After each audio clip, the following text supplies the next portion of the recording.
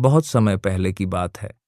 हिमालय की ऊंची ऊंची चोटियों के बीच, बर्फ से ढके पहाड़ों के बीच एक पवित्र स्थान केदारनाथ।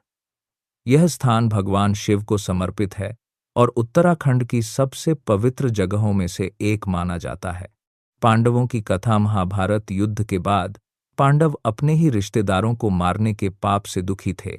उन्हें लगा कि इस पाप से मुक्ति पाने के लिए भगवान शिव का आशीर्वाद आवश्यक है। वे भगवान शिव की खोज में निकल पड़े, लेकिन भगवान शिव पांडवों से नाराज थे क्योंकि युद्ध में बहुत विनाश हुआ था। इसलिए वे उनसे मिलने से बचते हुए हिमालय आ गए और केदार क्षेत्र में छिप गए। जब पांडव वहां पहुंचे तो भगवान शिव ने स्वयं को एक बैल नंदी का रूप दे लिया और अन्य पशुओं के बीच जाकर छिप गए। लेकिन भीम ने उस बैल को पहचान लिया। जैसे ही भीम ने बैल को पकड़ने की कोशिश की, वह बैल जमीन में समाने लगा। भीम ने बैल की पूंछ और पीठ पकड़ ली।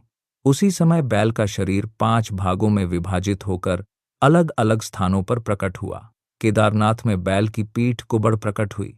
अन्य भाग तुंगनाथ, रुद्रनाथ, मध्य महेश्वर और कल्पेश्वर में प्रकट हुए। इन 5 स्थानों को मिलाकर पंच केदार कहा जाता है। मंदिर की स्थापना। कहा जाता है कि पांडवों ने केदारनाथ में भगवान शिव की पूजा की और वहीं मंदिर की स्थापना की। बाद में महान संत आदि शंकराचार्य ने इस मंदिर का पुनर्निर्माण कराया और इसे भव्य रूप दिया। एक और मान्यता। एक अन्य कथा के अनुसार इस स्थान पर नर और नारायण ऋषि ने कठोर तपस्या की थी। उनकी भक्ति से प्रसन्न होकर भगवान शिव यहाँ ज्योतिर्लिंग के रूप में प्रकट हुए।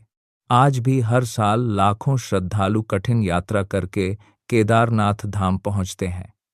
बर्फीली हवाएं, ऊंचे पहाड़ और मंदाकिनी नदी की ध्वनि सब मिलकर इस स्थान को दिव्य बना देते हैं।